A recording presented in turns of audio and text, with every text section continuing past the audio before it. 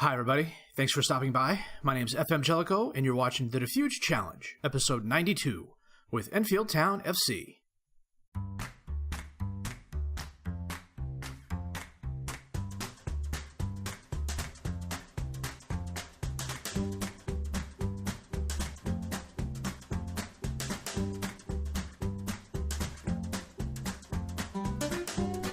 Well, it's definitely been an interesting couple of weeks since we've lost to Crystal Palace. They fired their coach last week, which means he obviously did not stop their losing streak. Let me check that out here real quick. Yeah, I'd say that's probably right. You lose 7 out of 8 games, you're probably going to get let go. After losing to Crystal Palace, we were home against Brentford, and we won 1-0.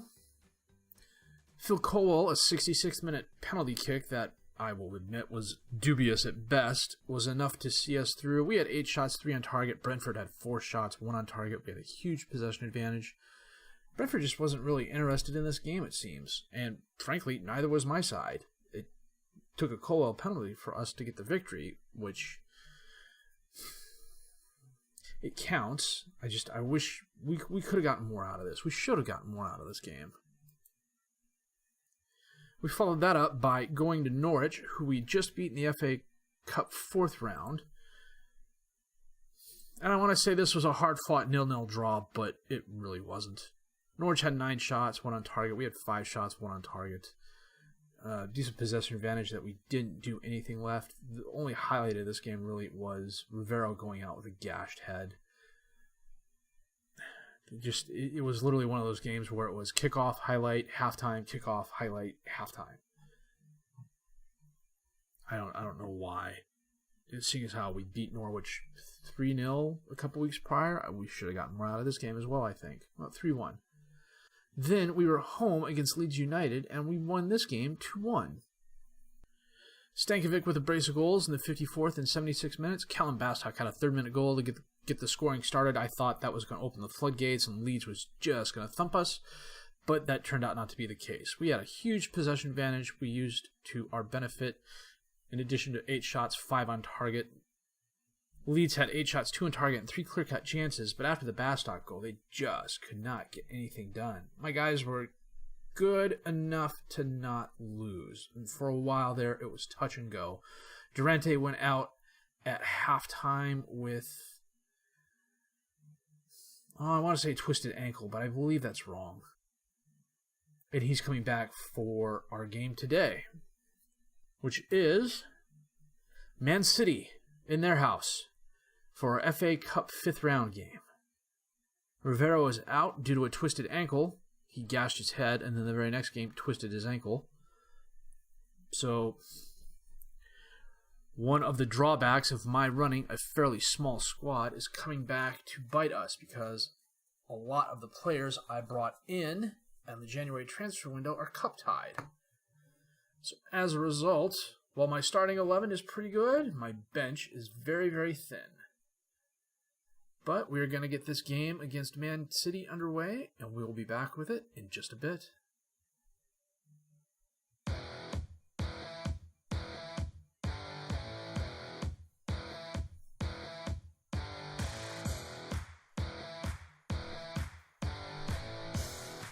Well, today we are at Man City for the FA Cup 5th round game, and they are playing a 4-2-3-1. Ederson in goal, Berdar, Akse, Rugiani, and Semedo as the defensive back 4, Sukup, Martinez as the midfielders, Porta, Franco, and Kardec as the attacking midfielders, and Yamoa as the lone striker up top. We are playing our 4-4-2 diamond with Ward in goal, Gardner, Venturi, Durante, and Colwell as the defensive back 4, Lentil as the defensive midfielder behind Collins and O'Hare, and Kramer is the attacking midfielder behind Mackin and Stankovic. I guess my one saving grace is that they aren't really taking us seriously, because that is not their best 11. Then again, their second best 11 is probably still head and shoulders better than my first 11.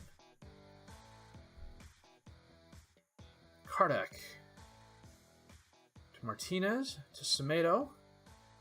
And he loses the ball. O'Hare with corner kick. Knocked out. Berdar. Up to Franco. All alone. And his shot goes wide left. Corner kick for Collins.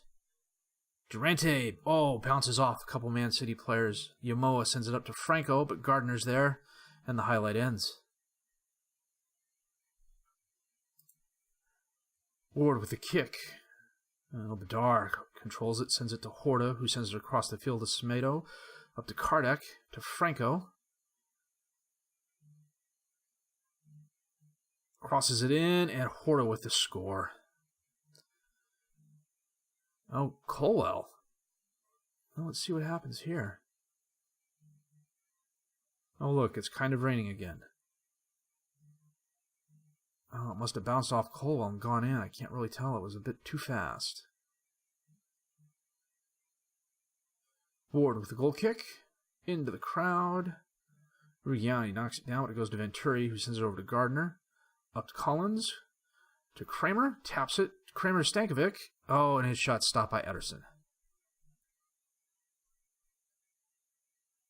Ederson sends it forward, but it's knocked around. O'Hare has it to Mackin. Back to O'Hare. To Collins. Up to Kramer, who looks like he tried tapping it over Ederson, but it was short. Venturi knocks it down. Lentil up to Mackin. Long pass to Stankovic. Back to Kramer, up to Stankovic, and he slots one past Ederson, and we tied Man City. Holy cow.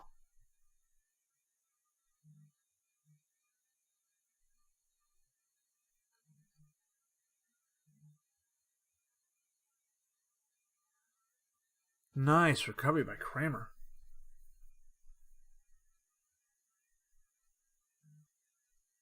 Franco with the free kick from outside the box, off the crossbar.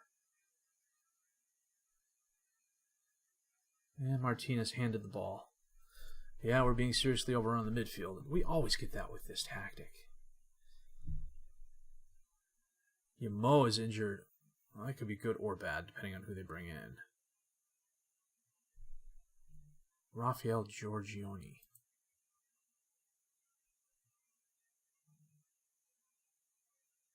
Yeah, he'll do. Coming up on a half hour. City's had a bunch of shots. They've just been wild. 11 shots, 6 off target, no clear-cut chances. Colwell with the throw-in to Lentil. Back to Colwell, crosses into Kramer. Off the crossbar. Gardner to Collins at the top of the box, and his shot is left. Oh, Kramer should have had that. Now Durante's going to come off at the half. Now Horta's injured. Okay. They brought in Mason Byrne. Okay. Page is going to come on for Gardner. We're going to leave Durante on for now. We got to go to Durante, tell him to play it calm. Venturi, tell him to play it calm. Start the second half.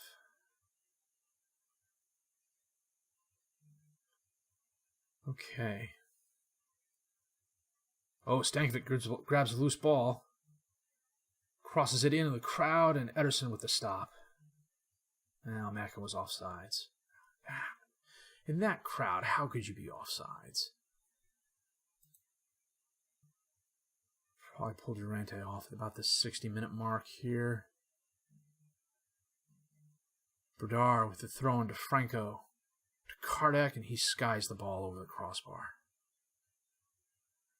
They've had 17 shots, but only 3 have been on target. Ward with the goal kick. Now, right to Berdar, who sends it back to Ederson. He brings it up. Sends it to Kardec. To Sukup. To Franco. Passes into space to Kardec, who crosses it to Giorgione off the post. Durante knocks it away. You know what? We're going to get him out. Durante's on a 7-3. He's at 67%. You know what? He's okay.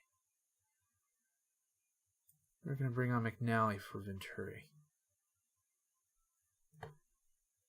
Save our last sub here. Durante goes out. Durante goes out because of a yellow card. I'm kicking myself.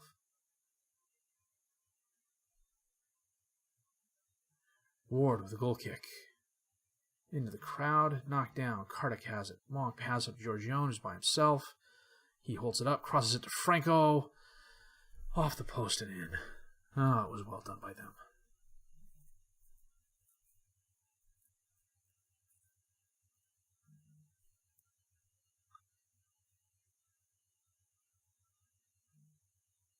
Ward tried. Could have tried a little harder maybe, but... Berdar with the throw-in to Martinez. Back to Berdar. Up to Franco. Burn to Giorgione. Long pass to Kartik, all alone on the right. Durante knocks it away. Okay, keeping him in was a good idea. Mackin runs it down to Kramer. Stankovic has the ball, and he holy cow, we've equalized.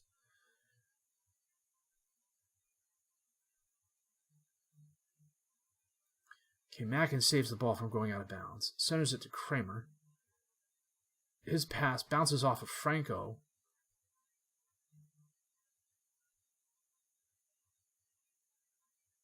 And then Lentil sends it up towards Stankovic, who scores. Wow.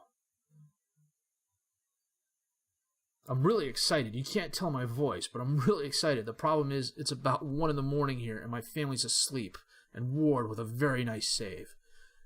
And I'm afraid if I yell and scream, I'm going to wake them up. And it's the first day of school tomorrow for my kids. If that happens, I am sleeping on the couch for a while. Oh, and Raheem Sterling comes in. Semedo to Giorgione. Oh, jeez. What was that?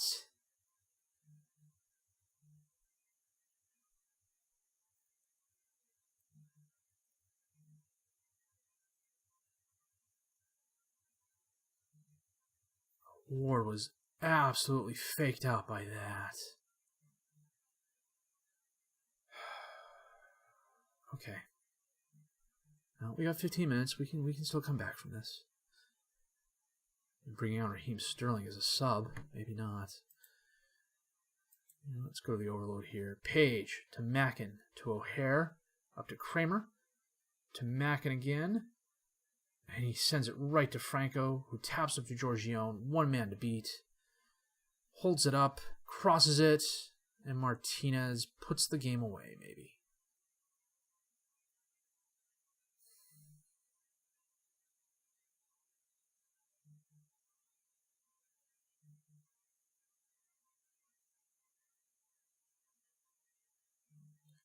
It was nice of Ward just to watch it go by there. Okay.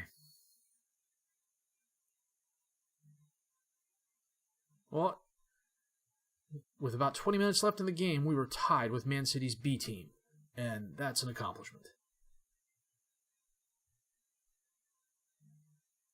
Especially when you consider they had 29 shots, 9 on target, and 2 woodwork hits.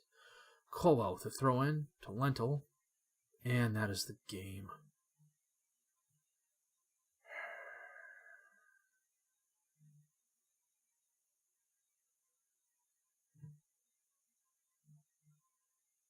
Is that a lost opportunity? I don't know. No, 54,000 fans. Almost 55,000. You get a little boost off of that? I'd say so. 1.2 million in gate receipts. Probably about 3/4 of that is that game right there. Actually doing really well money-wise. Well, we are currently in 7th place, and we are playing Wolves next. Win, and we're back in the championship playoff hunt. And we will be back with the Wolves game in just a bit.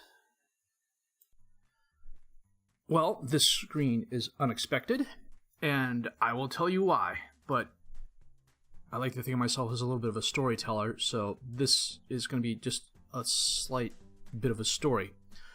So the movie Galaxy Quest, Tim Allen, Sigourney Weaver, the great Sir Alan Rickman. It's probably the 5th best Star Trek movie of all time. If you have the DVD or the Blu-ray, there is an alien voice soundtrack. And it's a bunch of high-pitched squealing and wailing and just, I don't know, if you think of like Mongol hordsmen or maybe African tribesmen or American Plains Indians trilling at the top of their voice, that's what it sounds like. So I've mentioned before, I use OBS as my recording medium. I think a lot of YouTubers use it because it's free. And one of the nice things about it is that there are a lot of plugins for it. And one of the best plugins is a set of VST plugins. And one of them is called Reafir, R-E-A-F-I-R. And it is a noise canceling plugin. You turn it on, you hit a button, it records all the background noise and sets a level. And then you click the button off, and then when you start talking, it takes out all of that background noise. Now, I know I've mentioned in past couple episodes, our air conditioner broke a couple of weeks ago. It still hasn't been replaced. So I've got ceiling fans going, I've got desk fans going, I've got box fans going, and I'm reasonably sure you're not hearing all of that right now. If you did, I would barely be heard. The noise is just that loud. However, if like me, it's late at night, you're tired, and you start talking before you click the button, it records your voice as the levels. And that's what I did. And as a result, my Wolves commentary sounds exactly like that alien soundtrack from Galaxy Quest. Just high-pitched squeals and pops every once in a while, with about 5 or 7 minutes of silence in between because I'm talking at a lower volume because it is late at night. I'm trying not to wake anybody up. And the level on Reafir is canceling out what I'm saying. The only thing that's coming through is the stuff that's exceeding what's on Reafir, and the high-pitched squeals and whatnot. As it stands, we beat Wolves. Really nice game. 2-0, Diaz with a goal, Kremer with a goal, good solid defensive effort. It was a really good game. You know, and honestly, you'd think after 92 episodes, 85 of which I've been using OBS and those plugins, I'd be a bit more professional about it. If I hadn't saved the game right after the Wolves save, I'd go back and I'd play it again. However, I did save the game right after the Wolves save. It's almost 2:30 in the morning here. I've got work tomorrow, the kids' first day of school. Any thumping sounds you hear through the filter are my head against the desk. And for that, I apologize. But if you liked what you've seen and heard against our game against Man City, please leave a like, subscribe to the channel for more content. Questions, criticisms, comments, leave those down below. I will answer them as fast as I can. My name's FM18, and I really thank you for watching.